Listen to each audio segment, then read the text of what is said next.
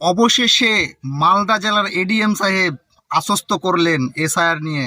উপরের ভিডিওটি আপনারা শেষ পর্যন্ত দেখুন। আচ্ছা, এডিএম সাহেব কি বললেন? এডিএম সাহেব 4 দিনের সময় নিলেন। 4 দিন পর সুজাপুর কালিয়াচকের মানুষের যে সমস্ত ডিলিট হয়েছে বা যাদের অ্যাডজুডিকেশন দেখাচ্ছে, এই 4 দিনের মধ্যে সেগুলোকে নিষ্পত্তি করে ফ্রেশ রিপোর্ট সাধারণ মানুষের কাছে তুলে দিবে। যদি এটা না হয় তাহলে আবার এই ধরনের আন্দোলনের জন্য মানুষ প্রস্তুত থাকবে। এবং এডিএম সাহেব 4 দিন পরে এখানে এসে কতটা কি এগোলো না এগোলো এসে তথ্য দিয়ে যাবে। বন্ধুরা, মালদা জেলার এডিএম সাহেব বলেছে, অবশ্যই আপনারা শুনলেন। তো এসআইআর থেকে বাঁচতে হলে ভাই আমাদেরকে প্রত্যেককে পথে নামতে হবে, নাহলে এই নেতারা কোনোদিন আপনার ভোটার অধিকার পাইয়ে দেবে না। এরা সারা জীবন আপনার বাপ দাদুর ভোট নিয়ে গেল।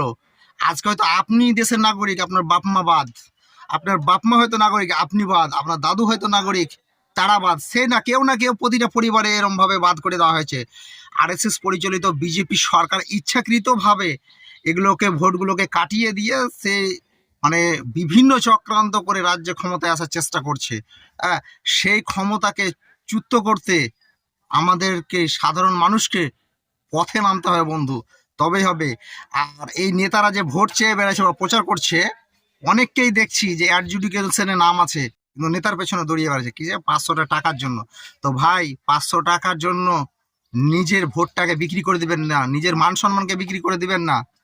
নেতার কথায় আর পা দিয়ে লাভ নাই। এই ভোট যেমনই শেষ হয়ে যাবে, অ্যাডজুডিকেশনে পড়ে থাকবে, বাদের খাতায় পড়ে থাকবে, তো তোমার কেউ 5 পয়সার হেল্প করে দিবেন না। যে নেতা আশ্বাস দেয়, কোনো নেতার আশ্বাসে চলিও না, কোর্টে যোগাযোগ করো। ভিডিওটি কেমন হয়েছে অবশ্যই মতামত কমেন্ট বক্সে জানাবেন।